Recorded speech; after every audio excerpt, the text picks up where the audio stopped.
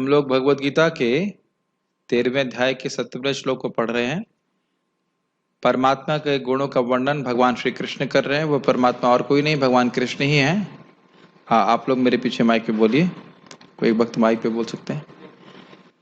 अविभक्तं च भूतेषु अविभक्तं च भूतेषु विभक्तं इव च स्थितम् विभक्तं इव च भूतभर्तृ च तज्ज्ञेयम् भूतभर्ते च तज्ज्ञेयम् ग्रसिष्णु प्रभविष्णु च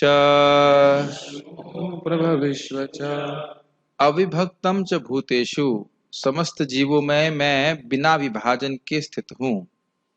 विभक्तमिव च स्थितम, ऐसा लगता है कि मैं विभक्त हो गया हूँ। उनमें स्थित हूँ लेकिन ऐसा लगता है कि मैं परिच्छिन्न हो गया हूँ। परिच्छिन्न मतलब अलग हो जाना। भूत भर्तृ, मैं सभी जीवों का पालक हूँ। तद ज्ञेयम, ज्ञेयम का अर्थ है उनके द्वारा जानने योग्य, जहां तक मुझे इसका अर्थ समझ में आ रहा है। यस, ज्ञेयम मतलब उनके द्वारा जानने योग्य है।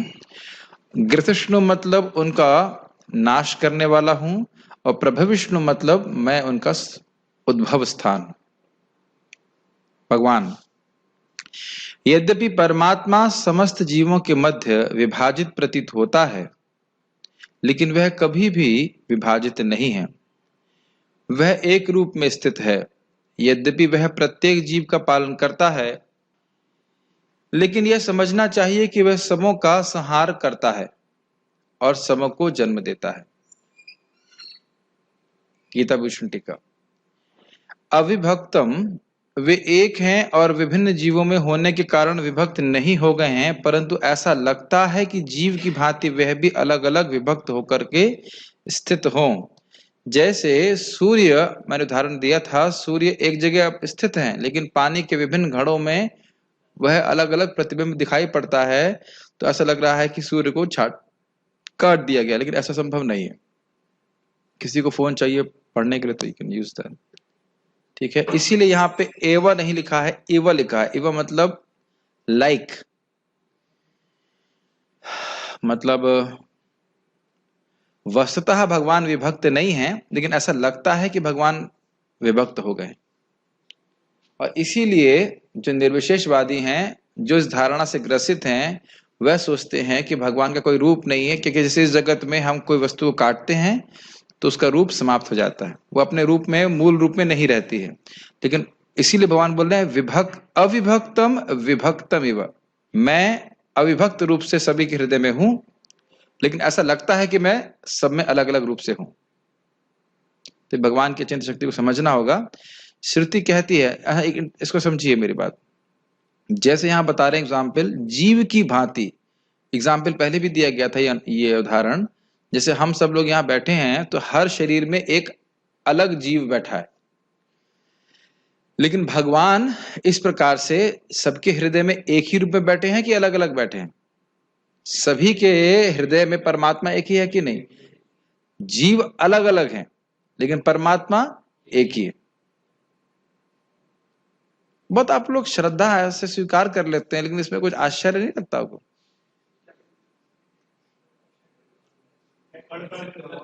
कि भगवान एक है, इसमें कोई आश्चर्य नहीं लगता आपको? आश्चर्य इसलिए नहीं लगता है क्योंकि हम लोग थोड़ा विचार नहीं कर रहे।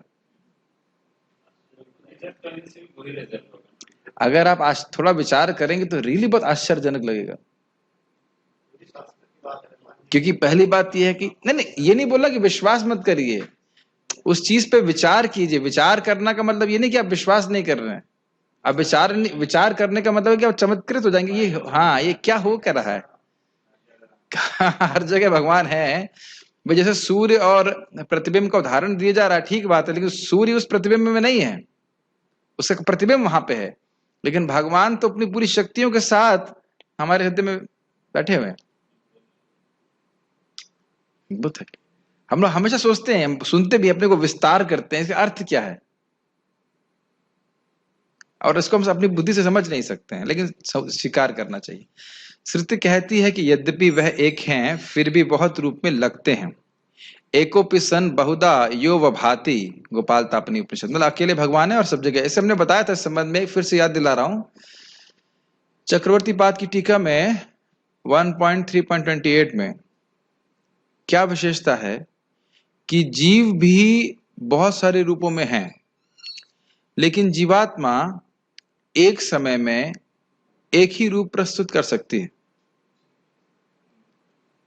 हमारे बचपन का रूप हम अभी प्रस्तुत नहीं कर सकते हैं और एक ही स्थान पे रह सकती है, लेकिन भगवान एक ही समय में बहुत सारे रूप प्रस्तुत कर सकते हैं और बहुत जगह प्रस्तुत कर सकते हैं, और ये सब करते हुए भी वह एक ही व्यक्ति है। याद आ रहा है? यहां पे जीवों के अलग अलग स्वरूप हैं अलग अलग समय में, तो इसलिए है क्योंकि जीव इनफाइनाइट हैं, असंख्य जीव हैं, इस कारण से भिन्न भिन्न रूप दिख रहे हैं, उनके भिन्न भिन्न कर्मानुसार उनको भिन्न भिन्न शरीर दिए जा रहे हैं। यह भी अद्भुत है कि एक दो जीव एक जैसे बिल्कुल नहीं दिखते। अरे जीव छोड़ दीजिए या इंसान छोड़ दीजिए, पेड़ की दो पत्तियां भी एक जैसी नहीं होती। कितना अद्भुत सृष्टि है, कितनी अद्भुत वैरायटी है। लेकिन वहां पे बात हो रही है कि जीव अलग अलग हैं इस कारण से हैं, लेकिन भगवान जब अपने आप को विस्तारित कर रहे हैं तो एक होते हुए भी असंख्य रूप प्रस्तुत कर रहे हैं। और ये कैसे होता है? ये हमने सुना था, ये भगवान की अचिंत्य शक्ति से होता है। जीव का रूप से मेरा मतलब है जीव विभिन्न विभिन्न शरीर को प्रस्तुत कर रहे हैं, विभिन्न शरीर को प्रस्तुत कर रहे हैं, तो वो अलग अलग हैं। आध्यात्मिक जगत में भी अगर अलग अलग स्वरूप प्रस्तुत कर रहे हैं तो अलग अलग जीव हैं। तो अगर जीव अलग स्वरूप प्रस्तुत कर रहे हैं तो वो अलग अलग हैं, लेकिन भगवान जब अपने अलग अलग स्वरूप प्रस्तुत कर रहे हैं तो वह स्वरूप प्रस्तुत करते हुए भी वो एक ही व्यक्ति। और ये बहुत अद्भुत है। जैसे जगन्नाथ जी से को देखकर महाप्रभु मूर्छित हो रहे हैं, अपने को देख के कोई व्यक्ति मूर्छित होता है क्या? तो इतना ये समझना बुद्धि से बड़ा मुश्किल है। स्मृति कहती है एक एव परो विष्णु सर्वत्रापि न संशय, ऐश्वर्याद रूपम एकम च सूर्यवद बहुधेयते। एक विष्णु ही सर्वत्र हैं, इसमें कोई संशय नहीं है। सूर्यवत वे अपने ऐश्वर्य से एक होते हैं, एक होते हुए भी बहुत रूप में हो जाते हैं। ये मत्स्य पुराण से ये लाइन समझ में आ गई? ये कोई कठिनाई है?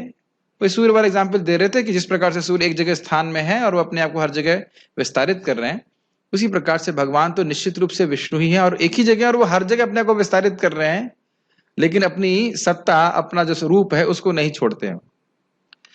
वे कल्प के समय जीवों के रक्षक और पालक हैं। कल्प का अर्थ है ब्रह्मा जी का दिन।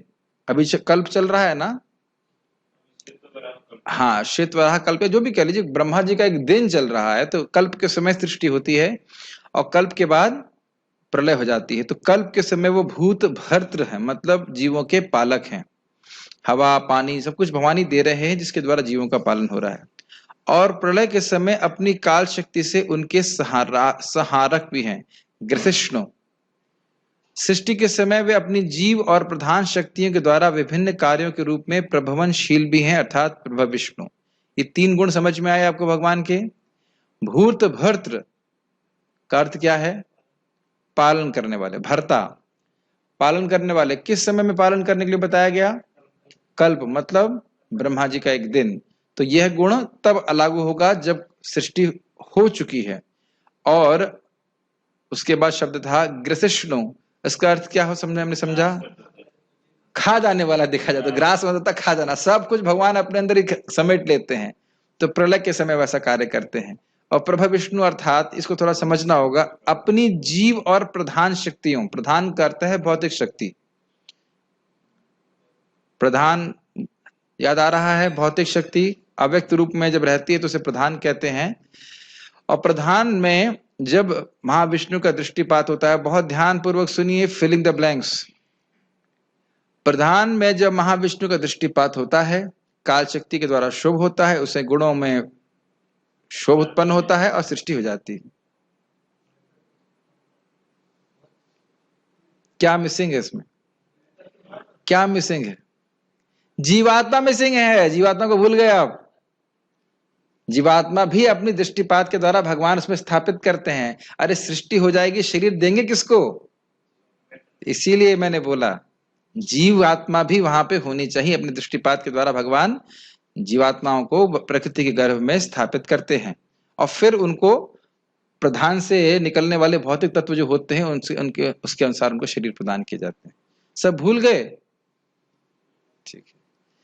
तो ये तीनों ही कार्य भगवान ही करते हैं। तो इसलिए कोई कोई कहेगा कि शिव जी संहार करता है और ब्रह्मा जी सृष्टि करता है। वास्तविक रूप से ऐसा नहीं है। तीनों ही कार्य भगवान ही कर रहे हैं। वह इनको प्रेरणा देते हैं इस प्रकार से कार्य करने के लिए, शक्ति देते हैं। श्रुति कहती है यतो वा इमानि भूतानि जायन्ते येन जातानि जीवन्ति यत् प्रयन्ति अभिसंविशन्ति तद ब्रह्म तद विजिज्ञासस्व।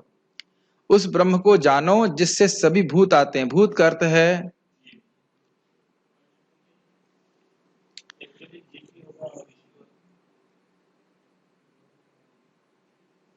भूत का अर्थ यहाँ पे अगर हम अनुवाद के अनुसार देखें तो भूत का अर्थ क्या है? तत्व आते हैं। तत्व, सारे तत्व जिससे सभी जीवित प्राणी आते हैं यानी जीव, और जिसकी ओर सभी जाते हुए प्रवेश करते हैं।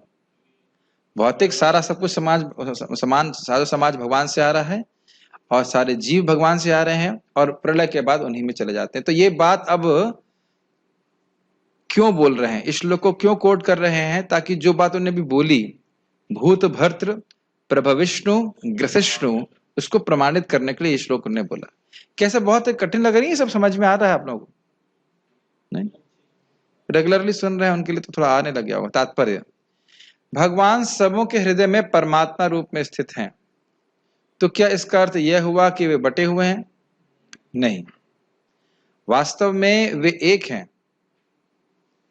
यहां पर इसमें भी एक और बहुत प्रैक्टिकल बात समझ में आ रही है कि असीमित ज्ञान का स्रोत सभी के हृदय में सेम है, तो सभी को असीमित ज्ञान क्यों नहीं प्राप्त हो रहा है? यस, क्योंकि उनके शरणागति इस प्रकार से नहीं है। जितना जितना भगवान के शरणागत होंगे उतना उतना ज्ञान का उदय, भगवान के भगवत ज्ञान का उदय सबके हृदय में हो जाएगा। ये भी कितनी अद्भुत बात है ना। पावर हाउस हृदय में ही है, लेकिन भगवान उतना ही प्रकाशित करते हैं जितना व्यक्ति की भक्ति बड़ी रहती है ना साहब? नहीं समझ में आता? जैसे एक उदाहरण अगर दिया जाए तो ये सारे लाइटें पावर हाउस से कनेक्टेड हैं, लेकिन जिसका जितना वोल्टेज है वह उतनी शक्ति को पावर हाउस से ग्रहण कर पा रहा है। पावर हाउस की तरफ से कोई वैषम्यता नहीं है कि मैं बल्ब को अधिक दूंगा उसको नहीं, उसकी जितनी ग्रहण करने की शक्ति। यहां पर सूर्य का उदाहरण दिया जाता है। सूर्य मध्याह्न समय अपने स्थान पर रहता है, लेकिन यदि कोई चारों ओर 5000 मील की दूरी पर घूमे और पूछे कि सूर्य कहाँ है, तो सभी लोग यही कहेंगे कि वह उसके सर पर चमक रहा है। वैदिक साहित्य में उदाहरण यह दिखाने के लिए दिया गया है कि यद्यपि भगवान अविभाजित हैं, लेकिन इस प्रकार स्थित हैं मानो विभाजित हों। ये उदाहरण आप लोगों को समझ में आ रहा है? अगर 12 बजे सूर्य को आप पूछे कहाँ है, तो व्यक्ति चाहे कहीं पे भी हो क्या कहेगा? मेरे सिर के ऊपर है। उसी प्रकार से जैसे व्यक्ति अलग अलग स्थान में स्थित है और वो सूर्य को देख रहा है, लेकिन सूर्य उसके ऊपर ही है, उसी रूप में है, इसी प्रकार से भगवान हर जीव के हृदय में है। अलग अगर स्थिति कही जाए, अलग अलग स्थिति में है, लेकिन वह विभक्त नहीं होते हैं। अलग अलग परमात्मा सबके हृदय में नहीं है। परमात्मा वही भगवान विष्णु, सीधी सीधी बात कही जा रही। यही नहीं, वैदिक साहित्य में यह भी कहा गया है कि अपनी सर्वशक्तिमत्ता के द्वारा एक विष्णु सर्वत्र विद्यमान है। जिस तरह अनेक पुरुषों को एक ही सूर्य की प्रतीति अनेक स्थानों में होती है। इसकी चर्चा हमने टीका में कर ली। यद्यपि परमेश्वर प्रत्येक जीव के पालन करता है, किंतु प्रलय के समय सबों का भक्षण कर जाते हैं।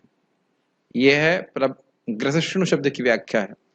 जो चीजें बहुत आसान है समझने में, उनको मैं कुछ व्याख्या नहीं कर रहा हूं। इसकी पुष्टि 11वें अध्याय में हो चुकी है, जहां भगवान कहते हैं कि वे कुरुक्षेत्र में एकत्र सारे योद्धाओं का भक्षण करने के लिए आए हैं। क्या श्लोक है? कालोस्मि लोक क्षयकृत प्रवृद्धो, मैं काल हूं और इन सभी को क्षय करने, पूरे जगत का क्षय करने में प्रवृत्त हूं इस समय। उन्होंने यह भी कहा, हाँ एक और इसमें इंटरेस्टिंग बात है कि भगवान की शक्ति काल है, उस काल के अंतर्गत सब कुछ होता है। हम यह प्रश्न नहीं कर सकते कि अभी ऐसा क्यों हो रहा है और अब ऐसा क्यों नहीं हो रहा है। समझ में आ रहा है? जैसे आप ये नहीं कह सकते कि इस समय पाप क्यों बढ़ रहा है, भगवान की शक्ति नियंत्रण में है और कलयुग बढ़ रहा है। और ये ध्यान देना होगा कि ये चारों युगों का जो प्रभाव है वह स्वर्ग इत्यादि में नहीं होता है, वो केवल पृथ्वी पे होता है। तो इसलिए यह नहीं सोचना चाहिए कि कलयुग भी भगवान के नियमन से बाहर चला गया है, ऐसा नहीं सोचना चाहिए कभी। ये बातें समझ में आ रही हैं? ये भगवान की व्यवस्था से है। और इसमें एक सबसे अच्छी बात यह है कि भगवान का नाम उच्चारण करके ही व्यक्ति भगवान के धाम चला जाएगा, और कुछ अपेक्षा ही नहीं की जा रही है करने की। तो इसलिए ऐसा नहीं सोचना चाहिए कि ये काल भी भगवान की शक्ति के बाहर है, इतना पाप हो रहा है, भगवान कुछ कर नहीं पा रहे हैं, अब सोच रहे हैं, फिर चिंता कर रहे हैं कैसे निपटेगा, ऐसा नहीं है। तो ये मैं क्यों बोल रहा हूं, क्योंकि जब पांडवों पे बहुत अत्याचार हो रहा था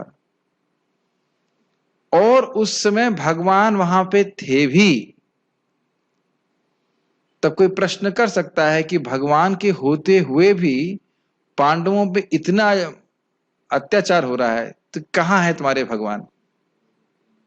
भगवान तो वही है जहां पे वो हमको होना चाहिए, लेकिन वह सारे हूण बदमाशों को इकट्ठा करके सबका एक साथ सफाई कर देना चाहते। Does it make sense?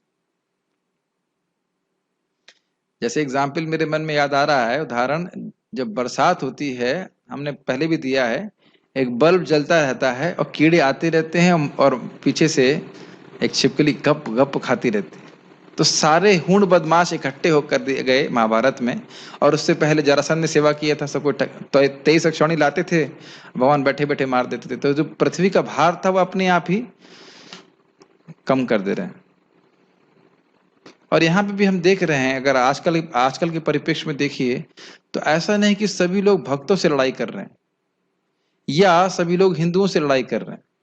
मुसलमान लड़ाई कर रहे हैं, क्रिश्चियन आपस में लड़ाई कर रहे हैं। तो लड़ लड़ के कौन प्रेरणा दे रहा है कि लड़ाई करो? भगवान ही दे रहे हैं। वो पाप कर्म कर रहे हैं, वह जानवरों को मार रहे हैं, तो जानवरों का मारने का कर्म अब वह इस प्रकार से आएगा कि वो एक दूसरे को मारेंगे, खून बहता ही रहेगा। अब उसको समझ नहीं पा रहे। ये सबके प्रलयकारी और संहार करता है, सबके मतलब सबके, कोई बचेगा नहीं। जब सृष्टि की जाती है तो वे सबों को मूल स्थिति से विकसित करते हैं। मूल स्थिति का मतलब है प्रधान से, और प्रलय के समय उन सबको निगल जाते हैं, पढ़ चुके हैं वैदिक। हाँ, एक इंटरेस्टिंग बात है, प्रलय के समय सबको निगल जाते हैं, यह भगवान की परम निरासक्ति को व्यक्त करता है। आप देख सकते हैं कि ये जगत में भी भौतिक प्रकृति के कितने सुंदर सुंदर दृश्य हैं, सुंदर सुंदर पहाड़, नदियां, और यहाँ पे भी लोगों ने बहुत सुंदर सुंदर मकान बना रखे हैं। लेकिन जब मकान किसी का, मान लीजिए किसी भी कारण से, मान लीजिए क्या कहते हैं उसको, अर्थक्वेक, भूकंप से टूट जाए, तो उसे कितना दुख लगेगा, और खुद अपना मकान कौन तोड़ेगा? लेकिन भगवान खेल खेल में इस पूरे जगत को तोड़ देते हैं, खत्म कर देते हैं, प्रलय कर देते हैं। जैसे एक बच्चा नदी के किनारे या बालू के कुछ बनाते हैं, घरौंदे क्या बोलते हैं, घरौंदा बोलते हैं, हाँ घरौंदा बोलते हैं, कुछ देर खेलते हैं, फिर खुद ही लात से मार देते, तोड़ देते हैं। और जितना बनाने में सुख होता है उतना ही तोड़ने में सुख होता है। आप सब लोग खेले होंगे, सब बहुत मेहनत से बनाते हैं व्यक्ति, वो बनाएगा, उसमें सीख डालेगा, बहुत सारी चीज करेगा, और फिर होड़ होती है कि पहले कौन लात मारेगा। याद आ रहा है? खेले नहीं खेले कभी आप लोग? हम लोग खेले हैं, दिवाली के समय स्पेशली हम लोग खेलते थे, तो तोड़ ताड़ करके उसको खत्म। तो उसमें वो बेसिक, यानी कि बच्चे की तरह खिलौने के रूप, खेल खेल में जगत को रचना कर देते हैं। कितने शक्तिशाली हैं भगवान। और इसी बात को स्मरण करते हुए हमें जप करना चाहिए कि उनकी ऐसे भगवान ने अपनी सारी शक्तियां अपने नाम में दे रखी, और अब पता नहीं क्यों है, कैसे अचिंत शक्ति से भगवान हमारे जीव के ऊपर आ रहे हैं। इससे बड़ी कोई तपस्या नहीं है, इससे बड़ा कोई श्रेष्ठ चीज नहीं। मैं इसलिए बोल रहा हूं क्योंकि अभी अधिक मास आने लगा है, तो अधिक मास में लोग अधिक तपस्या करते हैं, जबकि सिंपल तपस्या है हरे कृष्ण मंत्र का जप करना। Is very simple. नई नई तपस्या हमें जागृत करने की आवश्यकता नहीं होती। तपस्या यही है कि हम कुछ परिवर्तित ना करें। जब सृष्टि की जाती है तो हमने पढ़ लिया, वैदिक स्रोत पुष्टि करते हैं कि वे समस्त जीवों के मूल तथा सबके आश्रय स्थल हैं। जीवों के मूल आप समझ गए, आश्रय स्थल मतलब वहीं से सब कुछ आता है, सब कुछ उन्हीं पे आश्रित है। जैसे अभी हमने पढ़ा, अपने पालन के लिए, सृजन के लिए और संहार के लिए भी सभी के स्रोत भगवान है, इसलिए उनको आश्रय कहा जा रहा है। सृष्टि के बाद सारी वस्तुएं उनकी सर्वशक्तिमत्ता पर टिकी रहती हैं और प्रलय के बाद सारी वस्तुएं पुनः उन्हीं में विश्राम पाने के लिए लौट आती हैं। जन्मादि अस्य यतः, जन्मादि का अर्थ समझते हैं, जन्म, स्थिति और प्रलय इत्यादि समझते हैं। उसी तरह से जन्मादि, जन्म, सृष्टि, जन्म मतलब सृष्टि, और स्थिति यानी कि पालन, और प्रलय, ये सब भगवान से ही होता है। भगवान से ही होता है, भगवान के द्वारा होता है और भगवान में होता है। समझ में आ रहा है? भगवान के बाहर कुछ भी नहीं है। ये सब वैदिक स्त्रोतों की पुष्टि करने वाले हैं। यतो वा इमानि भूतानि जायन्ते येन जातानि जीवन्ति यत् प्रयन्ते अभिसंविशन्ति तद ब्रह्म तद विजिज्ञासवः तैत्तिरीय उपनिषद। तो प्रभुपाद इसका अनुवाद नहीं लिखे हैं, लेकिन अनुवाद हमने इसको पहले पढ़ लिया। ये श्लोक कोट किया, किस लिए कोट किया गया है? सभी कुछ उनसे आता है, सारे जीव उन्हीं पे आश्रित हैं और सब कुछ प्रलय के बाद उनमें ही प्रवेश कर जाता है। और ये दिक्कत होती है कि स्थिति की में हम सोचते हैं, जब स्थिति चल रही होती है, पालन चल रहा होता है, तो हम सोचते हैं कि भगवान की पूजा करने की हमें क्या जरूरत है।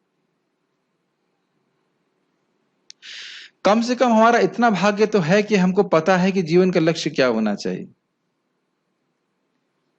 किन प्रश्नों को हमें करना चाहिए। भले वह प्रश्न हम स्वयं कर ना रहे हो, लेकिन पता तो है कि कौन से प्रश्न करने चाहिए। कौन से प्रश्न करने चाहिए?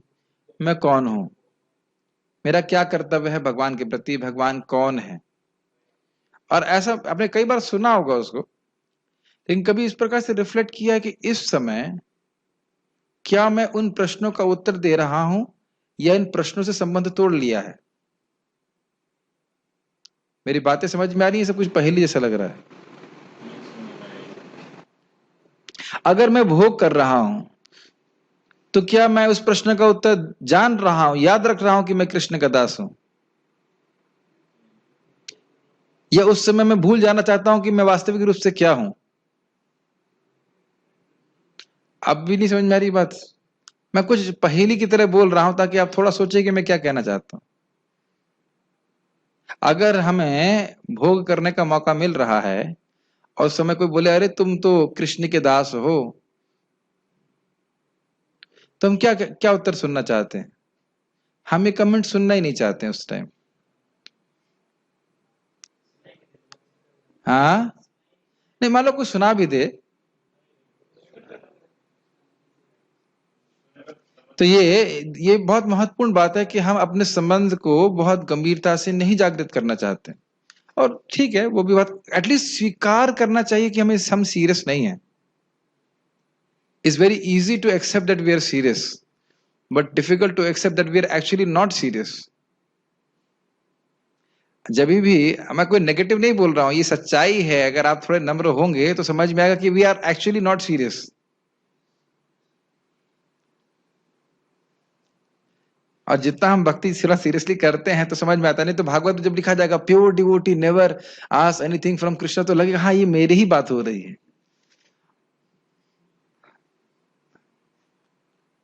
तो अगर हम अपने सोचिए, मान लीजिए, अभी अभी दूर की बात नहीं, अब तो ये संभावना है ना कि हम में से किसी को भी कोरोना हो सकता है। यस, यस, बिल्कुल। मालूम चल जाए यदि आपको कि कल कि आपको कोरोना हो गया, क्या आपकी चेतना में परिवर्तन नहीं आएगा? सोचिए कि हम थोड़े अधिक सीरियस नहीं हो जाएंगे?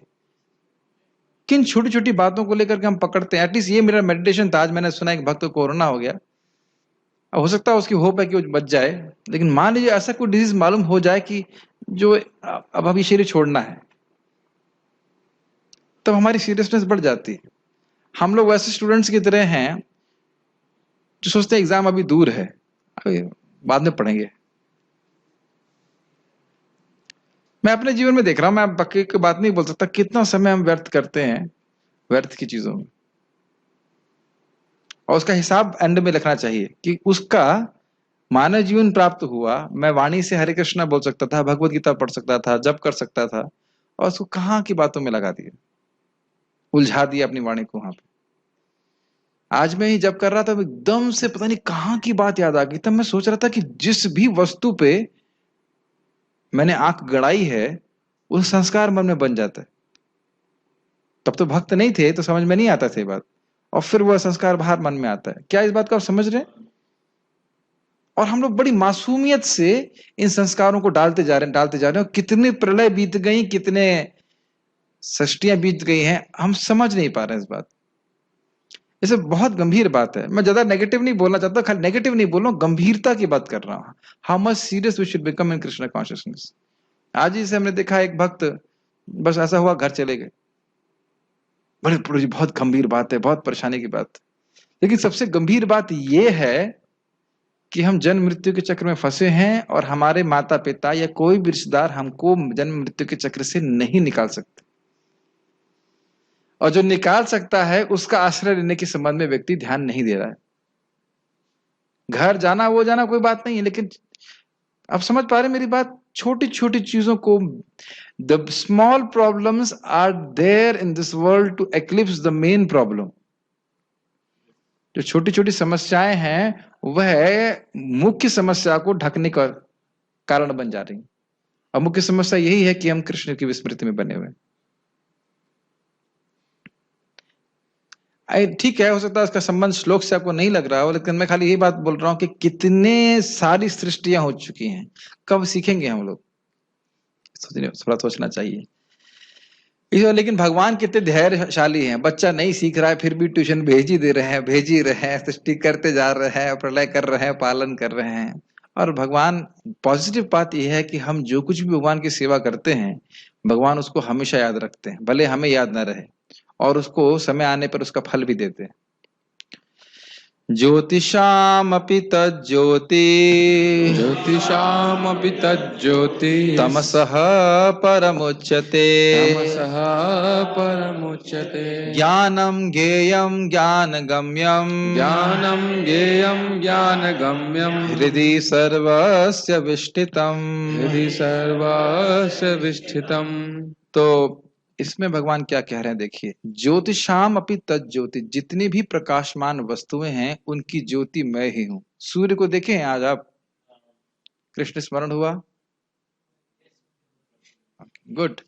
तो अब कल कम से कम इसको सुने, तो अभी जाकर के चंद्रमा देखते हैं। वैसे तो चंद्रमा कौन देखेगा, सब रूम में जाकर के व्हाट्सएप देखेंगे, लेकिन अगर चंद्रमा देखेंगे तो ठीक है, नहीं तो व्हाट्सएप पे चंद्रमा देख लेना व्हाट्सएप पे देखना आसान रहता है।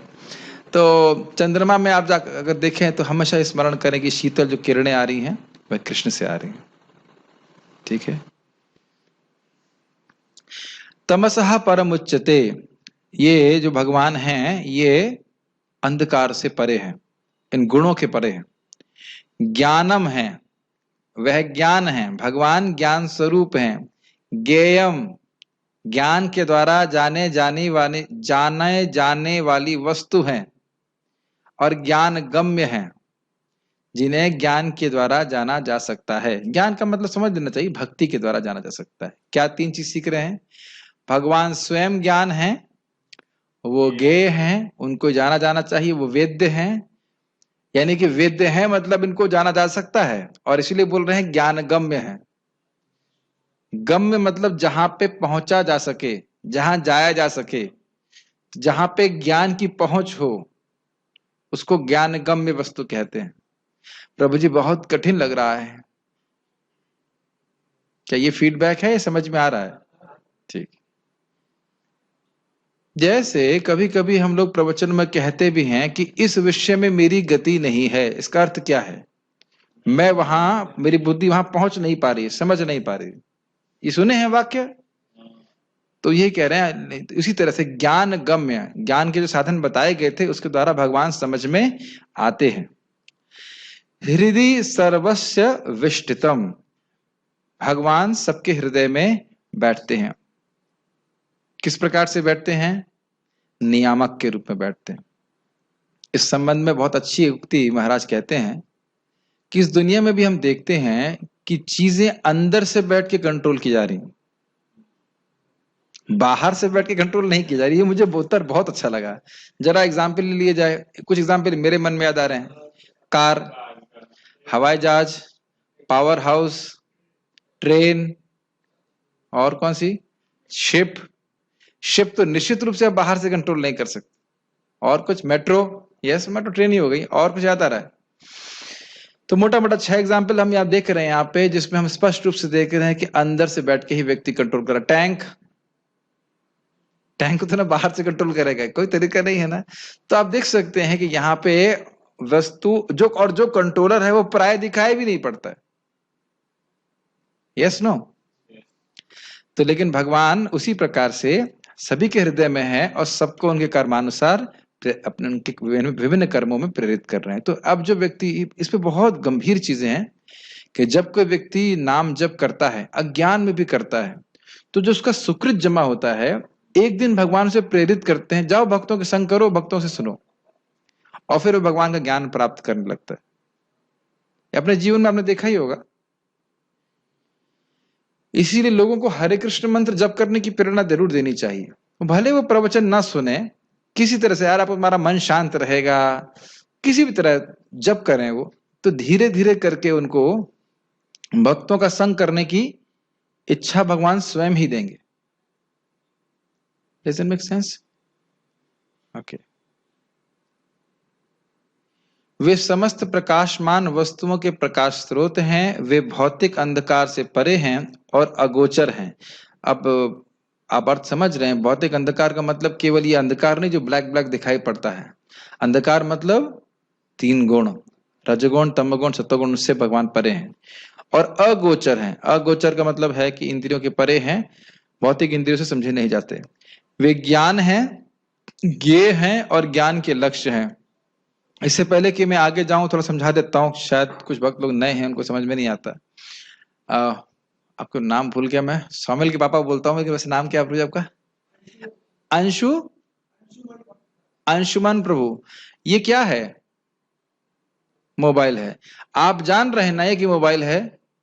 तो आप ये जो जान रहे हैं कि ये मोबाइल है, तो ये जानना हो गया ज्ञान, आप हो गए ज्ञाता, और ये फोन हो गया ज्ञेय वस्तु जिसको आप जान रहे हैं। ये तीनों शब्द समझ में आ रहे हैं? तो अब भगवान को जीव जानता है, जान पाता है, इसलिए भगवान, और भगवान ही ज्ञान है। यहाँ पे 3 अलग अलग वस्तुएं हैं। मोबाइल है, आप ज्ञाता हैं, और ज्ञान है। ये तीनों अलग अलग है कि नहीं? इस जगत में चौथी चीज कौन सी है? ज्ञाता, ज्ञेय और ज्ञान के अलावा चौथी वस्तु कौन सी है? नहीं है। इसके अलावा कोई चौथी वस्तु नहीं है। Yes no? चौथी वस्तु बताओ Sahil. There is nowhere, there is object of knowledge and there is knowledge. विज्ञान also is also a form of realization, अनुभव, ज्ञान, isn't it? That is realization of spiritual. विज्ञान मतलब आध्यात्मिक अनुभूति। तो वहां पे भी भगवान का कुछ अनुभव प्राप्त हो रहा है। तो वो विज्ञान भगवान से अभिन्न है। अब यहां भगवान के संबंध में जो बात करेंगे, यहां हम देख रहे हैं कि ज्ञाता, ज्ञान और ज्ञेय अलग अलग है। माता जी ये बताइए, आपके हाथ में मोबाइल है कि नहीं है? क्या आप मोबाइल हैं? तो मोबाइल एक अलग वस्तु है कि नहीं? आप एक अलग वस्तु है कि नहीं?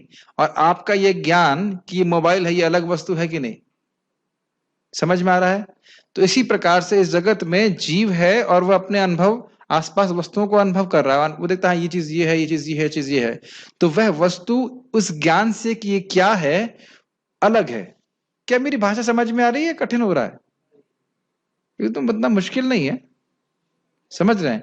लेकिन भगवान अद्वितीय वस्तु हैं, भगवान स्वयं ज्ञान है, और भगवान उस ज्ञान के द्वारा जानने वाले ऑब्जेक्ट भी हैं, और ज्ञान गम्य भी है, उस ज्ञान के द्वारा वो प्राप्त समझ में आते हैं। यानी कि जो ज्ञान की प्रक्रिया है जिसको हमने सुना था, वह भगवान से अभिन्न है। आपने सुना है ना, भक्ति भगवान से अभिन्न है। भक्ति अव्यभिचारिणी अन्य योग भक्ति अव्यभिचारी भक्ति के द्वारा भगवान जाने जाते हैं। तो ऐसा नहीं सोचना चाहिए कि भक्ति भगवान से भिन्न है। भक्ति में क्या करते हैं? हरे कृष्ण मंत्र करते हैं कि नहीं? तो क्या वह नाम भगवान से अभिन्न है? भगवान का तत्व भगवान से अभिन्न है? भगवान का नाम, भगवान का रूप, गुण, जब इसी का तो सेवन करते हैं, तो क्या यह भगवान से अलग है? तो जो ज्ञान का प्रोसेस है, ज्ञान मतलब भक्ति का प्रोसेस जिसके द्वारा भगवान जाने जाते हैं, वह भी भगवान ही है। क्या इसमें कोई कठिनाई है? लेकिन इस जगत में जो वस्तु आप देख रहे हो वह आपके ज्ञान से अलग है और आपसे भी अलग है। अभी आ रही है, अभी एक जोक मारने वाला हूं मैं, जोक भी आएगा। हाँ, कोई क्वेश्चन है? क्वेश्चन क्या है? माइक पूछ लीजिए, देखना पड़ेगा। व्हाट अबाउट अज्ञान? अज्ञान भी एक प्रकार का ज्ञान है। अज्ञान में मैं सोच रहा हूं कि मैं शरीर हूं, तो वहां पे भी आप एक वस्तु को देख रहे हैं। जैसे मैं सोच रहा हूं कि ये लैपटॉप मेरा है, तो ये तो देख रहे हैं ना कि लैपटॉप है? नहीं देख रहे हैं? लैपटॉप देख रहे हैं कि लैपटॉप है, अवेयरनेस है कि ये लैपटॉप है और मैं हूं। अज्ञान का मतलब है मैं सोच रहा हूं कि ये मेरा है, ये मेरे इंद्रिय तृप्ति के लिए होगा। Make sense? गीता भूषण टीका, ब्रह्म मतलब भगवान ही सूर्य के समान सभी प्रकाशमान वस्तुओं की ज्योति है। अब यहां ब्रह्म का अर्थ जीव ब्रह्म नहीं है, क्योंकि हमसे सूर्य की रोशनी नहीं आ रही है। आ रही है क्या साहिल? आपको लगता है हम में से सूर्य की रोशनी नहीं? हम में से किसी के नहीं। हंस रहे हो, मैं उन्हीं की बात से ना कर रहा हूं, हम में से कोई भी नहीं। लेकिन भाई साहब ऐसा मत सोचिए कि ऐसे प्रचार नहीं होता है। मैंने खुद पढ़ा है 2003 की बात है। मेरे एक मित्र ने एक पिताजी की, मैं नाम चेंज कर दे रहा हूं, पिताजी की एक, उनका नाम पिताजी है, लोगों को आशाएं दिखाते हैं वो, समझ गए होंगे मैं किसकी बात कर रहा हूं। तो उनकी पुस्तक पढ़ाई, कहा इसको पढ़ के बड़ा कॉन्फिडेंस आता है। अच्छा, तो हम लोग सब आईटी की तैयारी कर रहे थे, तो उन्होंने कहा कि, मैंने कहा मैं भी पढ़ कर देखता हूं। तो बोले उसमें लिखा हुआ था, तुम्हें बस ये समझना है कि तुमसे ही चंद्रमा की रोशनी आ रही है, तुमसे ही सूर्य की रोशनी। इसमें तो मैं कोई डाउट नहीं, मुझे आज तक वो बात याद है, क्योंकि मैंने बोला ये क्या बोल रहे हैं, मुझसे चंद्रमा की रोशनी है। मैंने तो आज तक कभी सुबह उठा ही नहीं, सूर्य की रोशनी भी नहीं देखी, तो मुझसे सूर्य की रोशनी आ रही। उस वक्त हम सुबह नहीं उठते थे, तो सूर्य की मुझसे रोशनी, मुझे कभी समझ में नहीं आया ये क्या बात है। तब ऐसा मत सोचेगा कि प्रचार नहीं होता है। अब उनके बहुत सारे चेले हैं ही, आप जानते हो मैं किसकी बात कर रहा हूं। अभी वह प्रकाश देने के लिए जेल में है ठीक है कि नहीं? लेकिन ऐसा कहना चाहिए, तुमसे सूर्य चलता है, तुमसे चंद्रमा चलता है और तुमसे जेल चलती है ऐसे बोल देना चाहिए। तो ऐसे लोग प्रचार कर रहे हैं, लेकिन यहां पे हमें समझना होगा कि जीव से चंद्रमा का प्रकाश नहीं आ रहा है, ये स्वयं भगवान से प्रकाश आ रहा है। श्रुति ब्रह्म का वर्णन इस प्रकार करती है, न तत्व सूर्यो भाति न चंद्र तारकम नेमो निद्य विद्यतो भांति कुतो यम अग्नि तदेव भांतम अनुभाति सर्वम तस्य भाषा सर्वमिदम विभाति। वहां सूर्य चंद्रमा तारे अग्नि व विद्युत प्रकाश नहीं देते हैं। ऐसा ही कुछ हमने ब्रह्म संहिता में भी सुना है क्या? मुझे याद नहीं आ रहा है, श्लोक है, हमने सब याद नहीं आ रहा इस समय। ना भगवत गीता में सुना है हमने, न भासते सूर्यो न तद भासयते सूर्यो न शांको न पावकः यद गत्वा न निवर्तन्ते तद धाम परमम, भगवान का धाम। वे सभी भासमान भगवान का अनुगमन करने के द्वारा ही प्रकाश देते हैं। उनका प्रकाश इन सभी को प्रकाश देता है। तो समझ रहे हैं, जो बात आचार्यगण बता रहे हैं उसी बात को यहाँ पे स्थापित कर रहे हैं कठ उपनिषद से, कि भगवान के शरीर से निकलने वाले दिव्य तेज से ही अनंत ब्रह्मांडों में जो अनंत सूर्य हैं, ध्यान देना होगा, अनंत ब्रह्मांडों में हर ब्रह्मांड में केवल एक सूर्य है जो पूरे ब्रह्मांड को आलोकित करता है, और उसका प्रकाश कहां से आता है? भगवान से आता है। ब्रह्म, उनकी जो ब्रह्म ज्योति है उससे आता है। यह ब्रह्म प्रकृति के परे है, तमसः परम, यह प्रकृति के द्वारा स्पष्ट नहीं है। इसको समझना होगा। जब बोल रहे हैं अंधकार के परे है, तो उसका मतलब ये नहीं है जो अंधकार बाहर आप देख रहे हैं इस समय, जो अंधकार इस लाइट से दूर होता है। क्या गुणों का प्रभाव इस लाइट से दूर हो सकता है? ना। तो यहां तमसः परम का अर्थ है अज्ञान के परे है। हम लोग अज्ञान के परे हैं अभी नहीं है, क्योंकि हम अपने स्वरूप को भूले हुए हैं। लेकिन भगवान को कभी भी प्रकृति के गुण स्पष्ट नहीं करते, यद्यपि वह प्रकृति में प्रवेश करते हैं। आपको याद होना चाहिए, बात हम चर्चा कर चुके हैं। प्रकृति में प्रवेश करते के बाद भी भगवान को प्रकृति का गुण कभी स्पृष्ट नहीं करता। स्पृष्ट मतलब छूता नहीं है। ये वैसा नहीं है जैसे मेरी धोती का कलर व्हाइट था, उसमें रंग लगाया गया तो ये अब क्या हो गया, सैफरन कलर हो गया है, तो ये इसको छू रहा है। ये जो रंग है वह इसको छू रहा है, ये भी साथ में है तो ये छू रहा है। लेकिन भगवान प्रकृति में प्रवेश भी करते हैं तो भी वह प्रकृति के गुणों के द्वारा कभी भी प्रभावित नहीं होते। क्या जीव होता है? होता है, यस, लेकिन भगवान कभी प्रभावित नहीं होते। ये बात समझ में आ रही है? तमसः परम का अर्थ क्या है, ये सब समझना जरूरी है। कभी कोई पूछ सकता है कि इसका अर्थ क्या है। परीक्षा में नहीं आएगा, लेकिन आपसे आपकी परीक्षा ली जा सकती है। कोई बाहर के लोग भी पूछ सकते हैं इसका अर्थ क्या है। श्रुति कहती नहीं नहीं, अगर तमह को अज्ञान, तम का माना नहीं गया, तम का मतलब ही होता है अज्ञान। ऐसा नहीं है कि जो व्यक्ति सतगुण में है वह अपने स्वरूप को समझ रहा है, ऐसा तो नहीं होता है। जो भी व्यक्ति गुणों के अंदर में है वह अपने संबंध को भगवान से नहीं समझ पा रहा है।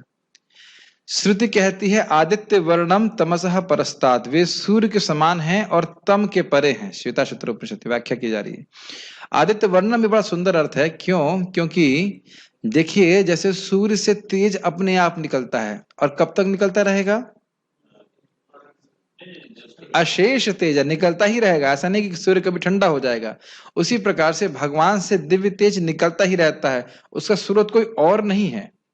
सूर्य से स्वयं ही तेज निकल रहा है, उसी प्रकार से भगवान से स्वयं तेज निकलता रहता है। यह ब्रह्म ज्ञान है, अर्थात चिदेक रस ज्ञान। मतलब भगवान, ये बड़ा सुंदर है, बहुत, कल भी मैं इसको समझा रहा था, बहुत सुंदर है। जो गुण आप भगवान में देख रहे हैं वही गुण भगवान के नाम में है। तो भगवान का नाम भी स्वयं ज्ञान है, उससे ज्ञान विकीर्ण होता रहता है, आनंद विकीर्ण होता रहता है। वह सच्चिदानंद है, तो जो उसके संपर्क में आएगा उसका ज्ञान भगवान का नाम अपने आप नष्ट कर देगा।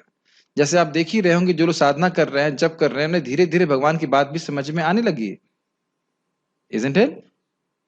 और जो लोग नहीं साधना करते हैं उनको ये हिंदी ही समझ में नहीं आती। बात हिंदी की ही हो रही है लेकिन समझ में बिल्कुल नहीं आता। ऐसे वो तथाकथित रूप से, भौतिक रूप से बहुत बुद्धिमान हो सकते हैं, लेकिन आध्यात्मिक ज्ञान उनको समझ में नहीं आता। Does it make? समझ पा रहे हैं बात को? इट्स ओनली बाय चैंटिंग हरे कृष्णा हमें भगवान का ज्ञान धीरे धीरे प्रकट हमारे हृदय में होता है। श्रुति कहती है, ये एक बात और कहना चाहता हूं, चिद एक रस का मतलब समझते हैं? चिद मतलब होता है स्पिरिचुअल, आध्यात्मिक, और एक रस मतलब जिसमें कोई परिवर्तन नहीं। जैसे क्या हमारे शरीर को एक रस कहा जा सकता है? नहीं कहा जा सकता। शरीर में लगातार परिवर्तन हो सकते हैं। चलो, मन तो एक रस है ना? बिल्कुल नहीं है, क्षण क्षण में बदल देगा। काम, क्रोध, लोभ, मोह, मद मत्सर, लगातार परिवर्तन होता रहता है। तो एक रस मतलब भगवान आध्यात्मिक है, आध्यात्मिक ज्ञान है, चिन्मय है, और वह वैसे ही रहते हैं, उनमें कोई परिवर्तन नहीं आता। जैसे सूर्य के टेम्परेचर में कितना परिवर्तन आया, अभी ठंडा है कि गर्म है? सेम टेम्परेचर हमेशा से रहा। कब से रह रहा है? जब से है तब से है ही, तो उसी टेम्परेचर पे है। उसी प्रकार से भगवान चिद घन है और वैसे ही रहते, कोई उनमें परिवर्तन नहीं आता। अगर दया का गुण है तो कब तक रहेगा? अनंत काल तक। कब से आया है? अनादिकाल से। शक्ति है तो कब से है? अनादिकाल से अनंत काल तक। तो यानी कि एक रस का अर्थ समझ रहे, एक जैसे रहते, इसमें कोई परिवर्तन नहीं आता। श्रुति कहती है विज्ञानम आनंद घन ब्रह्म। ब्रह्म विज्ञानम आनंद घन है। विज्ञान मतलब समझते ही हैं आप, आध्यात्मिक स्पिरिचुअल सब्सटेंस इसे कहना चाहिए। आनंद भी समझते हैं, और घन का मतलब होता है घनीभूत, कंडेंस्ड। कंडेंस का एग्जांपल, जैसे संदेश कहा जाएगा, संदेश मिठाई होती है, उसे कंडेंस्ड मिल्क कह सकते हैं एक तरह से। हाँ, एकदम गाढ़ा। यस, यह आरण्यक उपनिषद से है। यह ज्ञान या ब्रह्म मुमुक्षु के लिए ज्ञेय है और शरण्य है। मुमुक्षु का मतलब है जो मुक्ति चाहते हैं। तो भगवान, अब इसको कैसे समझा रहे हैं देखिए। भगवान ज्ञेय हैं, अर्थात जो व्यक्ति भगवान को जान लेता है वह मुक्त हो जाता है। तो इसलिए कह रहे हैं मुमुक्षुओं के लिए ज्ञेय, जो भोगी हैं बुभुक्षु कहते हैं भोगियों को, जहां तक मुझे स्मरण आ रहा है। तो जो भोगी व्यक्ति है, क्या उसके लिए भगवान गेय हैं? क्या भगवान को जान सकता है? जो भोग में लगा हुआ है वो भगवान को जान सकता ना? तो आप समझ गए, वह नहीं जान सकता। तो जो मुक्ति प्राप्त करना चाहते हैं, जो इंद्रिय संयम करना चाहते हैं, वह भगवान को जान सकते हैं। तो किसके लिए गेय हैं? जो मुक्त होना चाहता है, जो इस जगत में बद्ध होना चाहता है, उसके लिए भगवान गेय नहीं है। और भगवान शरण है, क्यों? क्योंकि भगवान की शरण लेकर के ही व्यक्ति मुक्त हो सकता है, अन्यथा कोई तरीका नहीं है। अब इसको वह श्लोकों से पुष्ट कर रहे हैं। श्रुति कहती है, तमहम देवम आत्मबुद्धि प्रकाशम मुमुक्षुर्वै शरणम अहम प्रपद्ये। मैं उनकी शरण ले रहा हूं जो मुमुक्षुओं की शरण है। मुमुक्षु का अर्थ समझ रहे हैं? जो मुक्त, जगत से मुक्त होना चाहते हैं। वे भगवान जो आत्मा और बुद्धि के प्रकाशक हैं। इसको हमने पहले भी चर्चा किया था। सर्वेंद्रिय गुणाभासम, सभी इंद्रियों को प्रकाशन करने वाले हैं। याद आ रहा है? आंखों में देख, उनकी वृत्तियों के प्रकाशन करने वाले हैं। हमें लगता है कि हमारी बुद्धि से सब कुछ हम कर रहे हैं, लेकिन बुद्धि चला कौन रहा है? कृष्ण चला रहे हैं। आपको याद हो, मैंने एक बार समझाया था कि आत्मा यहाँ पे बैठी इच्छा करती है कुछ करने के लिए, फिर भगवान प्राणों को एक्टिवेट करते हैं और प्राण फिर मन, बुद्धि, इंद्रिय इत्यादि को सबको चलायमान करते हैं। तो सबके किसके नियमन में हो रहा है? कृष्ण के नियम में हो रहा है। ठीक है, ये बात बोली जा रही। तो भगवान गेय कैसे हैं? जो व्यक्ति मुक्त, किनके लिए गेय हैं? मुमुक्षुओं के लिए। और क्यों गेय हैं? क्योंकि उनको जाने बिना व्यक्ति मुक्त नहीं हो सकता है। ब्रह्म को ज्ञान के साधन द्वारा प्राप्त किया जा सकता है। ब्रह्म में बार बार ब्रह्म को रिप्लेस कर दीजिएगा ब्रैकेट में भगवान से। हम निर्विशेष ब्रह्म की बात नहीं करते। ब्रह्म को ज्ञान के साधन द्वारा प्राप्त किया जा सकता है, अर्थात वह ज्ञान गम्य है।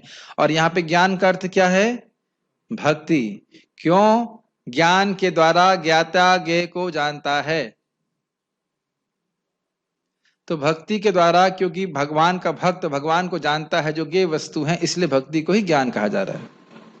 क्या प्रश्न है? प्रभु जी, क्या अत्यंत आध्यात्मिक व्यक्ति के मन में एक रस होने की संभावना होती है? अगर पूरी तरह से शुद्ध हो गया तो वह एक रसी रहेगा। अन्याभिलाषिता शून्यम ज्ञान कर्माद्यनारत्नम अनुकूलन कृष्णानुशीलनम भक्ति। अब उसके हृदय में कोई भौतिक इच्छा नहीं आएगी।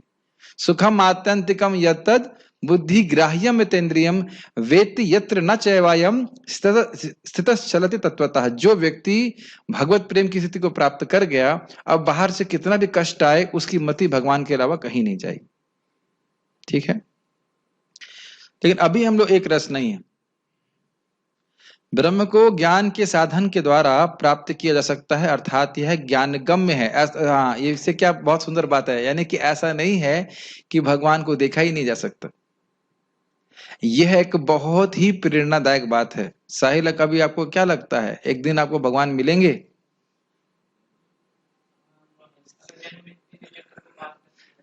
आप एक डिप्लोमेटिक आंसर दे रहे हैं।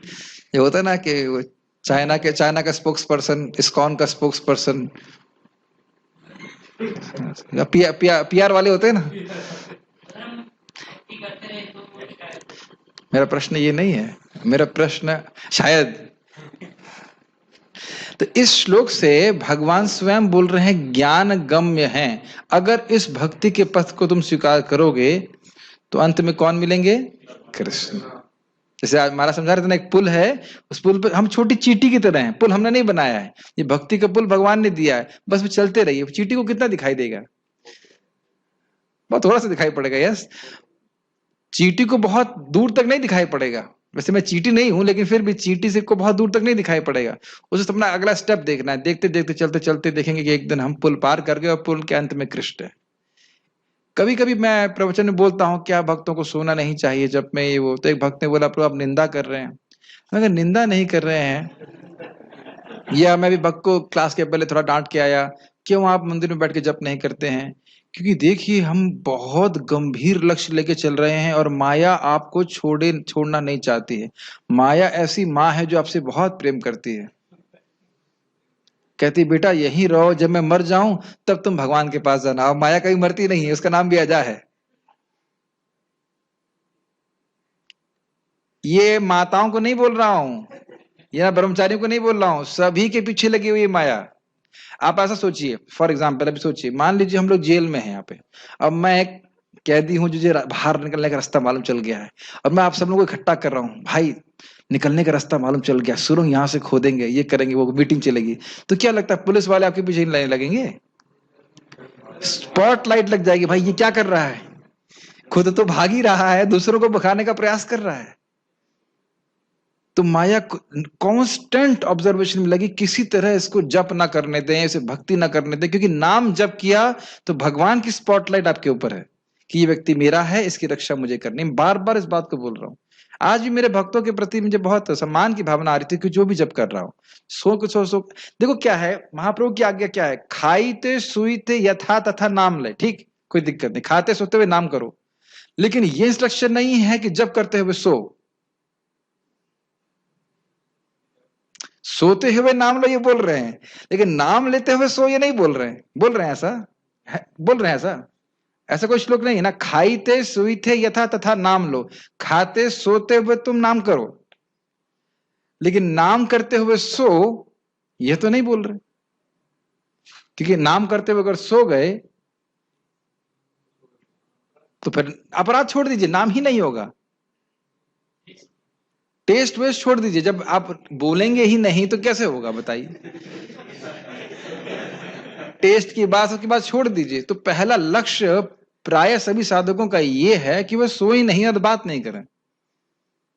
ये बहुत बड़ी बात है। जितना अगर आपकी सेवा है तो एक अलग बात है, लेकिन प्राय भक्तों की सेवा सब नहीं होती, बहुत गंभीर, इस गंभीरता को समझ ही नहीं रहे हम लोग। तो ये बात इंपॉर्टेंट है कि भगवान इस हरे कृष्ण मंत्र के द्वारा, जो गोलोक का मंत्र है, हम कलयुग को स्वभाव अगर मिल गया है, इसके द्वारा भगवान समझे जाएंगे। वो स्वयं बता रहे हैं कि किसके द्वारा तुम समझे जाओगे। तो यहाँ भगवान जो बोल रहे हैं ज्ञान गम्य है, मतलब अगर हम भक्ति का साधन प्राप्त करते हैं तो भगवान हमको समझ में आएंगे। नहीं तो ये ज्ञान गम्य का मतलब ही क्या हुआ? जब अगर वो अगम्य हो रहेंगे तो फिर मतलब क्या हुआ करने का? बताइए, साधन किया क्यों जा रहा है? आपको समझ पा रहा है मैं इंस्पिरेशन कैसे ले रहा हूं इस पॉइंट से? ज्ञान गम्य है मतलब अगर आप ज्ञान का साधन करते हैं, भक्ति करते हैं, तो आपको भगवान समझ में आने चाहिए। नहीं कुछ कहना चाह रहे थे आप? सो के नाम ले लो मतलब समझ नहीं आया। नाम लेके अरे सो रहे हैं, मतलब मान लो सोने जा रहे हैं तब भी हरे कृष्णा बोल रहे हैं, तो ये है तो भी उद्धार हो जाएगा। क्या है वो? खाईते सुईते यथा तथा नाम लय, देश काल नियम नाही सर्व सिद्धि होए। देश के कोई नियम नहीं, कहीं भी जप कर सकते हैं। तो आप अरे प्रभु जी फिर क्यों बोल रहे मंदिर में जप करो? क्योंकि वह भी एक है इंस्ट्रक्शन की मंदिर में जप करने से हजारों गुना अधिक लाभ प्राप्त होता है, लाखों गुना एक्चुअली, और भक्तों का संग रहता है। और देश काल का नियम तो नहीं है, लेकिन हमारा मन बहुत गड़बड़ है, भक्तों के संग से दूर रहेंगे तो प्राय जप ही नहीं करेंगे, या व्हाट्सएप चलाने लग जाएंगे, या और बहुत कुछ कार्य करने लग जाएंगे। कौन देख रहा है? ये भावना हमेशा हमारे मन में रहती है, कौन देख रहा है। एक भी व्यक्ति यहाँ पे हाथ नहीं खड़ा कर सकता जो कहता है कि मेरे को ये भावना नहीं आती कि कौन देख रहा है। और जब कोई लोग देखने वाले होते तो हम तो सभ्य तरह से करते हैं। अब आप लोग अगर व्हाट्सएप चेक करेंगे, मान लीजिए कोई व्यक्ति व्हाट्सएप चेक कर रहा है मंदिर में, तो कोई ना कोई सीनियर डिवोटी डांट देगा ना, सीनियर डिवोटी आपके सामने ही बैठा है। हमारे एक भक्त, मैं और कौन, और कोई डिवोटी बोले नहीं बोले, मैं बोलूं क्या कर रहे हो भाई? एक भक्त था, अभी तो वापस घर चला ही गया, बार बार जब मैं सो रहा था तो एक दिन मैंने उसे कस के डांटा, भाई तू सोने आया तो घर चला जा। उसे बहुत बुरा लगा, लेकिन कुछ दिन के बाद उसकी आदत जब ठीक हो गई तो उसने कहा प्रभु जी बहुत अच्छा आपने डोज दिया था उस दिन।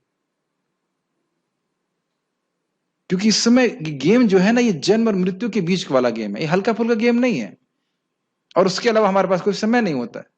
तो मैं खाली ये बात बोल रहा हूं कि जो हरे कृष्ण मंत्र है ये कोई सामान्य मंत्र नहीं है, इसके ये मोक्ष मंत्र है, और इसके द्वारा हमें भगवान को जानना है। ये हल्की फुल्की बातें नहीं कर रहे हैं हम। और महाप्रभु स्वयं बोल रहे हैं सारे साधनों में सर्वश्रेष्ठ साधन है, सबसे मुख्य प्रमुख साधन है भगवान का नाम जप करना। मैंने पहले भी आपको बताया था, वो श्लोक अगर मैं कोट नहीं कर पा रहा हूं, जप नैव संसिद्ध्यात्, जप से ही सिद्धि प्राप्त हो जाती है एक ब्राह्मण को, चाहे वो कुछ करे या कुछ ना करे। It is so important. यानी मैं खाली इस बात बोल रहा हूं कि वो ज्ञान गम्य है, और अगर हम भक्ति के साधन को स्वीकार करते हैं तो एक दिन भगवान हमको समझ में आएंगे। तम एव विदित्वामिति, तम एव विदित्वा अति मृत्युम एति, उनको जानकर व्यक्ति मुक्त हो जाता है। जानकर का अर्थ क्या है? आपको श्लोक जानते हैं 4थे अध्याय से, जन्म कर्म च मे दिव्यम एवं यो वेति तत्वतः त्यक्त्वा देहम पुनर्जन्म नैति मामेति सुवर्जुना। जो भगवान के जन्म कर्म की दिव्यता को समझता है वह जन्म नहीं लेता है दोबारा, वह मुक्त हो जाता है। दिष्टितम अर्थात वे सभी के हृदय में नियामक के रूप में स्थित हैं। बहुत इंपॉर्टेंट बात है। देखिए, धिष्टितम का केवल अर्थ यही नहीं है, अधिष्ठितम। अधिष्ठितम शब्द से धिष्टितम आ रहा है। अधिष्ठित मतलब कंट्रोलर के रूप में वह अधिष्ठित है। समझ में आ रहा है? अधीक्षक तो सुना ही होगा, उसी तरह से अधिष्ठित होता है। मतलब ऐसा नहीं कि अब आप कुछ भी, हम कुछ कर रहे हैं तो बिना भगवान की नियम के बाहर जाके कुछ कर दें, ऐसा नहीं हो सकता है। जैसे कि एक बार श्रीवास ठाकुर जी बहुत घबरा रहे थे, उनको सुना कि मुसलमान को मारने के लिए आ रहे हैं, तो महाप्रभु उनके पास आते हैं, कहते हैं तुम क्यों डरते हो? क्या उसके पास शक्ति है कुछ करने की? मैं परमात्मा के रूप में उसके हृदय में हूं, क्या उसके पास कुछ भी शक्ति है करने की? मेरे क्या कहते, सैंक्शन के बिना, सैंक्शन क्या कहेंगे, अनुमति के बिना कुछ भी शक्ति नहीं। ऐसे ही हम हर व्यक्ति, जिससे मैं कुछ बोल रहा हूं तो उससे पहले कुछ सोच रहा हूं और सोच करके बोल रहा हूं। और सही बताऊं तो मैं भी नहीं समझ पा रहा हूं, इतना फास्ट हो रहा है कि मैं भी अनुभव नहीं कर पा रहा हूं कि मैं कब सोच रहा हूं और कब बोल रहा हूं। क्या आपको समझ में आ रहा है साहिल प्रभु? कितना फास्ट है ना सब कुछ। ऐसा लग रहा है कि मैं स्वयं कर रहा हूं, और ऐसा लगता है लोगों को कि ये तो अपने आप बोल रहे हैं, मैं इस समय कुछ सोच भी नहीं रहा हूं। आपको पता है, it's coming and I'm speaking. It's amazing how Krishna is there. भगवान हर तरह से नियम। जैसे हमारे प्रभु जी मृदंग बजाते हैं, आप कैसे बजाते हो? हाथ से बजाते हैं तो मुझे पता ही है, लेकिन आपको सोचो कि कौन सी ताल कैसे चल रही है। और आपने भी देखा हो कि आप जिन लोगों को सिखाते हैं, हर व्यक्ति सीख नहीं पाता। क्यों नहीं सीख पाता? उसके हाथ नहीं होते या उसके कान नहीं है। कैचिंग पावर, अब समझ में आ रहा है वो पावर कहां से आ रही है? Catching power. हम लोग कहते हैं कैचिंग पावर, और हर व्यक्ति कुकिंग नहीं कर सकता, या कर भी लेगा तो उसका वैसा शक्ति नहीं, वैसा स्वाद नहीं आता। आप समझते हैं इन बातों को? ये सब गुण शक्ति कहां से आ रहे हैं? नियामक के रूप में भगवान। ठीक है, कभी आप लोग का अनुभव होगा कि प्रीचिंग में आप वही बातें बोलेंगे, एक व्यक्ति का हाँ साहब बहुत बढ़िया, तुरंत स्वीकार कर लेगा, और दूसरा व्यक्ति क्या है, नहीं बिल्कुल नहीं मानते, फालतू बात। तो ये सब कौन करा रहा है? भगवान ही हृदय में बैठे हुए नियामक। इसलिए धिष्टितम का अर्थ है अधिष्ठित हैं नियामक के रूप में। श्रुति कहती है अंतः प्रविष्ट शास्ता जनानाम। आप देखिए कितना सुंदर टीका है कि हर शब्द की जो व्याख्या कर रहे हैं उसको वह श्रुति वाक्य से पुष्ट कर रहे हैं। आप कहेंगे नहीं, धिष्टितम का अर्थ तो बस केवल यही है कि भगवान बैठे हैं कुछ नहीं कर रहे, लेकिन कहते हैं ना, श्रुति कहती है अंतः प्रविष्ट, सबके हृदय में प्रवेश करके शास्ता जनानाम। शास्ता मतलब शासन कर रहे हैं, जीवों का शासन कर रहे हैं। ये चीज हमको कितना समझ में आई? थ्योरी तो समझ में आ रही है। अगर कोई बुरा बर्ताव करता है तो कभी हम सोच पा सकते हैं अंतः प्रविष्ट शास्ता जनानाम? हाँ जी, माइक पे बोलिए, कुछ सुनाई नहीं दे रहा है। कोई भी चीज अगर होती है तो उसके पीछे 5 कारण होते हैं, जैसे हम भगवत गीता में देखते हैं। 5 कारण होते हैं। 5 कारण होते हैं। तो जैसे यहाँ पे नियामक की बात आ रही है, तो भगवान, अब जैसे हम मारना चाहते हैं तो हमारा प्रयास भी उसमें लग रहा है, तो भगवान तो उसके लिए परमिशन दे नहीं रहे हैं, विवेक भी हमारे पास है। तो कैसे नियामक को किस तरह से समझे हम यहाँ पे? देखिए, जैसे मान लीजिए मैं किसी को मारना चाहता हूँ, मारना तो अच्छा एग्जाम्पल नहीं है, अच्छी बातें करते। मान लीजिए मैं आपको प्रसाद खिलाना चाहता हूँ, तो मान लीजिए मेरी इच्छा है सेवा करने की, दैट्स गुड। तो बुद्धि कौन दे रहा है कि भाई ये वैष्णव है, भक्त है, आपकी सेवा करना चाहिए? भगवान दे रहे हैं। हाथ कौन चला, हाथ में चलने की शक्ति, हाथ कुछ करने की शक्ति, सेवा करने की शक्ति कौन दे रहे हैं? भगवान। सब कुछ भगवान ही कर रहे हैं, केवल हम इच्छा कर रहे हैं, और इच्छा की वजह से सारे फायदे मिल जा रहे हैं। यह बातें अभी और आगे भी क्लियर होंगी कि जीव से कर्तृत्व आप नहीं निकाल सकते, जीव इच्छा करता है, समझ रहे हैं? बाकी सारी व्यवस्था भगवान करते हैं। ऐसे एग्जाम्पल एक दिया जाता है, भूरिजन प्रभु समझाते हैं अपने उसमें, कि एक बच्चा, वेट लिफ्टिंग होता है ना, वेट लिफ्टिंग में क्या कहते हैं उसको, दोनों तरफ, इंग्लिश में क्या कहते हैं उसको, अरे भारोत्तोलन नहीं, प्लेट्स लगी रहती है साइड में, बीच में रॉड रहती है। तो एक बच्चा उठाना चाहता है, लेकिन उसकी इच्छा है उठाने की, उठा नहीं सकता है, तो पिताजी पीछे से आके उठा देते हैं, और उसे लगता है कि वो उठा रहा है। जैसे मुझे याद है, मैं बहुत छोटा था तो मेरे पिताजी के पास बुलेट थी, तो अब बुलेट में मैं आगे बैठा था, वो मुझे वो घटना अभी भी याद है। और वह उसका जो वो क्या कहते हैं स्टेयरिंग या जो भी रॉड वो पकड़ रहा था मैं, और पिताजी संभाले हुए थे, तो मैं सोच रहा था कि मैं इसको संभाल रहा हूं, मैं चला रहा हूं, लेकिन मेरी केवल इच्छा मात्र थी कि उसको थोड़ा सा आगे पकड़ें। काम तो पिताजी ही कर रहे थे सारे। तो समझ रहे हैं मेरी बात? हमेशा याद रखना चाहिए, हम जो कुछ भी कर पा रहे हैं और जो कोई और भी कुछ कर पा रहा है वो केवल भगवान के द्वारा ही की प्रेरणा से ही हो रहा है। ये शब्द अभी आने भी वाले हैं, प्रेरितार, यह हम पढ़ चुके हैं कि जो समझता है कि ज्ञाता और प्रेरितार कौन है, प्रेरितार कौन है, वो शांति को प्राप्त होता है। वे सभी में प्रवेश करते हैं और सभी के नियामक हैं। तैत्तिरीय अरण्य के। यह नहीं कहा जा सकता कि श्लोक 14 से शुरू होने वाले श्लोकों में जीव का वर्णन है, क्योंकि यह इससे पहले का विषय था, 14 से पहले वाला। यह श्लोक परम भगवान को इंगित करते हैं, क्योंकि इस अध्याय के विषय यह भी है कि जीव के अलावा भगवान भी क्षेत्रज्ञ हैं। तो आपको याद होना चाहिए कि अभी क्षेत्रज्ञ का वर्णन हो रहा है या ज्ञेय वस्तु का वर्णन हो रहा है, तो इसमें भगवान का वर्णन हो रहा है। उन साधनों का जिनका वर्णन हुआ था, जिससे कुछ जाना था, वह है जीवात्मा और भगवान। तो जीवात्मा का एक श्लोक में वर्णन हुआ था और बाकी सारा वर्णन भगवान का हो रहा है। सभी जगह उनके हाथ और पैर हैं, यह भगवान को इंगित करता है, क्योंकि यही विषय श्वेताश्वतर व अन्य उपनिषदों में भी भगवान को ही इंगित करता है।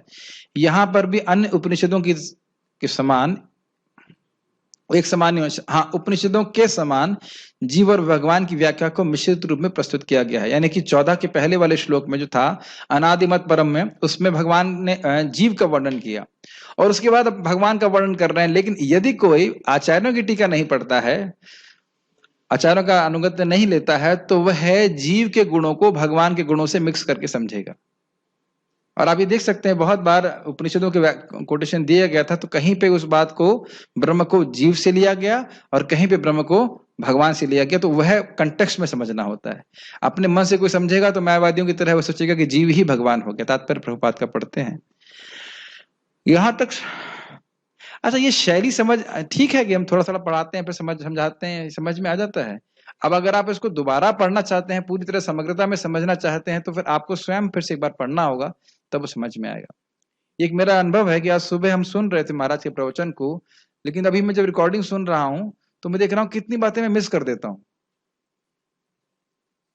जैसे अभी आज आप महाराज समझा रहे थे कुत्ते वाला एग्जाम्पल, कि पंडित जी को कन्विंस कर दिया था कि वो बकरा कुत्ता है।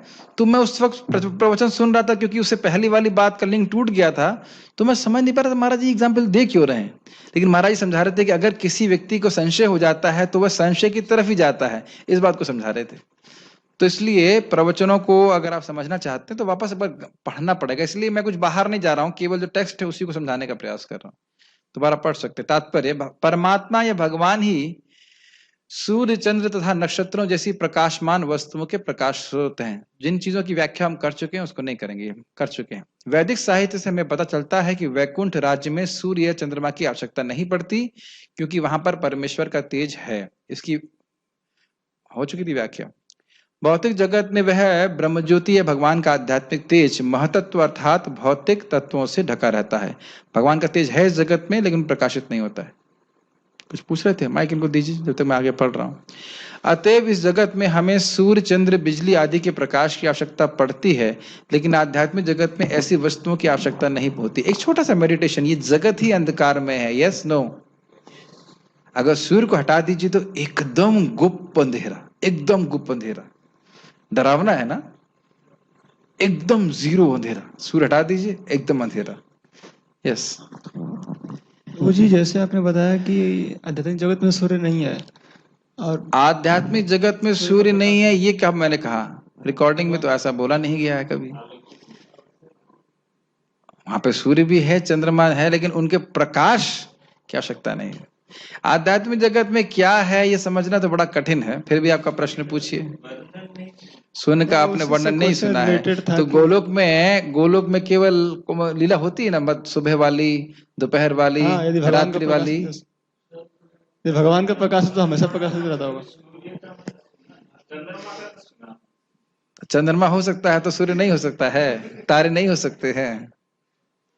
देखिए, गोप कुमार सीधे सीधे कहते हैं कि गोलोक में और यहाँ पे मैं कोई अंतर नहीं देखता। तो जो वस्तु यहाँ दिख रही है वो वस्तु वहां दिख रही है, वो भी एक गांव जैसा दिखता है। गांव है, लेकिन अगर उसमें सूर्य ना हो तो कैसे चलेगा? आप बृहद भागवत में पढ़ सकते हैं। देखिए यहाँ सारी चीजें नियामक के रूप में है, वहां सारी चीजें सेवक के रूप में है। क्या आध्यात्मिक जगत में काल है, लेकिन नियामक के रूप में नहीं है, सेवक के रूप में। तो वह जब हम पहुंचेंगे तो अब समझ जाएंगे। आप ऐसा करना, आप अलग अलग, हम लोग अलग अलग वैकुंठ में जाते हैं, तो आप वहां का इन्फॉर्मेशन दे देना, मैं वहां का दे दूंगा। लेकिन भगवान की लीला होती है ना, सुबह दोपहर शाम की लीला होती है कि नहीं गोलोक में? अब आप वहीं जाके झगड़ा करेंगे। जब हम पहुंचेंगे, अगर मैं पहले पहुंच गया तो मैं वहां से टेलीग्राम कर दूंगा, आप पहले पहुंच गए तो बता देंगे। स्वयं प्रकाशित है, लेकिन फिर भी वहां पे जब चंद्रमा है तो वहां पे सूर्य क्यों नहीं हो सकता? बताइए। फिर चंद्रमा की नहीं, फिर चंद्रमा की क्या जरूरत है? अगर आप ऐसा कहें कि आकाश भगवान के द्वारा ही प्रकाशित है, तो इसका मतलब है वहां पे इसका मतलब है कि कभी रात्रि नहीं होगी। अगर आप ये कह रहे हैं कि वहां पे सब कुछ भगवान के प्रकाश से आलोकित है, तो इसका मतलब ये भी कंसेप्शन हुआ कि वहां पे कभी रात्रि नहीं होगी। लेकिन गोलोक में रात्रि है। हमने पढ़ा था, जब जो गोप कुमार जाते हैं तो उस समय शाम का समय होता है, जब पहली बार गोलोक जाते हैं और कृष्ण लौट रहे होते हैं, और फिर उनका आलिंगन कर लेते हैं, फिर उसके बाद वो बेहोश हो जाते हैं, फिर उसके बाद वो खाना खाने जाते हैं, खाना नहीं डिनर करने जाते हैं। अब माता कहती है रात्रि हो गई है, रात्रि हो गई तो केवल रात्रि ही रहेगी, दिन नहीं रहेगा। दिन में सूर्य कृष्ण खड़े हो जाएंगे। देखिए समझिए मेरी बात, अगर आप गोलोक के मूड की बात करेंगे तो गोलोक में कृष्ण सूर्य की तरह नहीं दिखाई पड़ेंगे, तो वो बच्चा नहीं दिखेंगे। You must remember this point. जैसे अभी आज ही में सुन रहा था, पूतना वध में भगवान अपने तेज को छिपाए हुए थे, तो भगवान से पूरा जगत आभासित हो रहा है, लेकिन आप ये नहीं कह सकते कि सूर्य नहीं है। नहीं तो फिर लीला के लिए सूर्य है, प्रकाश के लिए सूर्य नहीं है। और वो सब झगड़ा तो तब तक हो चलता ही रहेगा जब तक वहां पहुंच नहीं जाते। तो पहुंच के सारा झगड़ा से मेरा मतलब है, जैसे झगड़ा का अर्थ मैं वृंदावन चंद्र महाराज के सेंस में ले रहा हूँ कि विवाद चल रहा है कि भाई सूर्य है नहीं है, लेकिन आपने नहीं पढ़ा है ना। लेकिन इसका मतलब ये थोड़ा ना है कि आपने आप मुझसे महाराज से तो मैं आप ब्रह्मा है। मैं एक बार बोला महाराज ये तो हमने सुना नहीं है, तो कहते आप ब्रह्मा जी हैं, सब सुन लिए हैं, सब पढ़ लिए हैं। आप बृहद भागवत को पढ़िए तो समझ सकते हैं। ये बहुत बड़ा मिसकंसेप्शन है कि लोग सोचते हैं कि काल वहां पे नहीं है। काल नहीं, ऐसा नहीं है। वहां मैं अगर प्रश्न करूं वहां पे असुर हैं तो क्या होगा उत्तर? अब आपने कहा असुर नहीं है, अब मैं बृहद भागवतामृत में दिखा देता हूं, वहां पे हैं असुर। असुर रूप में है, असुर भक्त है। अरे अब देखिए पॉइंट ये है कि शास्त्र बहुत विशद है, बहुत सारी बातें हम नहीं जानते हैं, उसको हम पढ़ के कंफर्म कर सकते। ठीक है, वैदिक साहित्य में स्पष्ट है। देखिए जहां पे जब दूध भी एक व्यक्ति है, क्या समझेंगे उस स्थान को? बताइए। जब दूध एक व्यक्ति है तो उसके बाद आप क्या समझेंगे? बताइए। अभी जो दूध आपके लिए पीछे मतलब गर्म हुआ है वो तो ना आपको कह रहा है कि अरे भक्त पिया नहीं है इसलिए मैं तप रहा हूं। जस्ट इनकंसीवेबल, कोई डायमेंशन की बात नहीं कर, स्वर्ग नहीं समझ सकते यहां से बैठे बैठे, तो आप आध्यात्मिक जगत कैसे समझेंगे? बताइए। वैदिक जगत साहित्य में स्पष्ट है कि वे इस भौतिक जगत में स्थित नहीं हैं, वे तो आध्यात्मिक जगत या वैकुंठ लोक में स्थित हैं, जो चिन्मय आकाश में बहुत ही दूरी पर है। इसकी भी पुष्टि वैदिक साहित्य से होती है। आदित्य वर्णम तमसः परस्तात् श्वेताश्वतर उपनिषद। वे सूर्य की भांति अत्यंत तेजोमय हैं, लेकिन इस भौतिक जगत के अंधकार से बहुत दूर है। सारी बातें स्पष्ट है ना, इसकी व्याख्या हो चुकी है। उनका ज्ञान दिव्य है। वैदिक साहित्य पुष्टि करता है कि ब्रह्म घनीभूत दिव्य ज्ञान है। इनको हम अच्छे से व्याख्या कर चुके हैं, मतलब अच्छा मतलब पढ़ चुके हैं इसका। ये सब भगवान का वर्णन है। भगवान स्वयं ज्ञान है, जो जैसे सूर्य स्वयं तेज है, मानते हैं? स्वयं तेज है, तेजोमय है पूरी तरह, तेज से अलग नहीं है। इसलिए जो और पूरे जगत को तेज प्रदान करने वाला भी है, तो उस प्रकार समझना चाहिए। जो वैकुंठ लोक जाने का इच्छुक है उसे परमेश्वर द्वारा ज्ञान प्रदान किया जाता है, जो प्रत्येक हृदय में स्थित है। एक वैदिक मंत्र है, तमह देवम आत्मबुद्धि प्रकाशम मुमुक्षुवैर शरणम अहम प्रपद्ये, तो टीका में पढ़ा था। मुक्ति के इच्छुक मनुष्य को चाहिए कि वह भगवान की शरण में जाए। जहां तक शरण में जाए, क्यों शरण में जाए? क्यों? क्योंकि भगवान की शरण में जाए बिना व्यक्ति मुक्त नहीं हो सकता। तपंति तापय पतंति पर्वताद वदंति वादय यजंति याजय हरिम बिना नैव मृत्युम तरंती। श्रीधर स्वामी जी का टीका है। कितनी तपस्या कर लीजिए, कितने वाद विवाद कर लीजिए, कितने यज्ञ कर लीजिए, बिना हरि के शरण लिए व्यक्ति मृत्यु को पार नहीं कर सकता है। यही बात है। जहां तक चरम ज्ञान के लक्ष्य का संबंध है, वैदिक साहित्य में से भी पुष्टि होती है। तमेव विदित्वाति मृत्युमेति, उन्हें जान लेने के बाद ही जन्म तथा मृत्यु की परिधि को लांघा जा सकता है। बहुत सुंदर बात है। इसको एक और एंगल से देखिए। ज्ञेय वस्तु मतलब जिसको जाना जाए। जानने जाने के बाद कुछ फायदा होगा, तभी तो जानना चाहते हैं आप। यस। अब परम ज्ञेय वस्तु भगवान कैसे हैं इस एनालिसिस के हिसाब से? किसी वस्तु को आप जानना चाहते हैं, उसके पीछे आप सोचोगे कुछ फायदा होगा, तभी तो जानना चाहते हो। तो परम ज्ञेय वस्तु भगवान है। इससे प्रमाणित करिए इस बात से। Yes, very good. जिनको जान करके, भगवान को जान लेने के बाद अब कुछ जानने के लिए नहीं योग्य बचा और व्यक्ति परम लाभ की प्राप्ति करेगा, इस जन्म मृत्यु के चक्र से मुक्त हो जाएगा। इसीलिए भगवान बोल रहे हैं ज्ञानम ज्ञेयम। शायद ये सब बातें बहुत एनालिटिकल लगती होंगी, लेकिन इस सभी के द्वारा हमारी मति भगवान में जाती और विचार करना चाहिए कि इस जगत की किसी वस्तु को जान करके क्या मुझे जन्म मृत्यु के चक्र से मुक्ति मिलेगी, और नहीं मिलेगी तो उसके पीछे भागने से क्या फायदा। वे प्रत्येक हृदय में परम नियंता के रूप में स्थित है। इसकी व्याख्या की जा चुकी है। परमेश्वर के हाथ पैर सर्वत्र फैले हैं, लेकिन जीवात्मा के विषय में ऐसा नहीं कहा जा सकता। अतएव यह मानना ही पड़ेगा कि कार्य क्षेत्र को जानने वाले दो ज्ञाता हैं, एक जीवात्मा तथा दूसरा परमात्मा, क्षेत्रज्ञ इत्यादि। पहले के हाथ पैर केवल किसी के एक स्थान तक सीमित हैं, एक देशी हैं। पहले का मतलब क्या हुआ? जीवात्मा के बारे में। जबकि कृष्ण के हाथ पैर सर्वत्र फैले हैं। इसकी पुष्टि श्वेताश्वतर उपनिषद में इस प्रकार हुई है। सर्वस्य प्रभुमिम ईशानम सर्वस्य शरणम बृहत्। यह वह परमेश्वर या परमात्मा समस्त जीवों का स्वामी या प्रभु है, अतएव वह उन सबका चरम लक्ष्य है। सिंपल सा पॉइंट है। यहाँ कहना चाहते हैं चरम लक्ष्य है कि जब तक व्यक्ति कृष्ण से अपने संबंध को जागृत नहीं कर लेता, वह एक यात्रा पे ही है। उसका अंतिम पड़ाव अभी नहीं आया है। ठीक है। क्यों साहिल प्रभु, क्यों ऐसा बोल रहा हूं? या कोई और भक्त बोल सकता है कि क्यों बोल रहा हूं मैं ये शब्द, ये वाक्य क्यों बोला गया?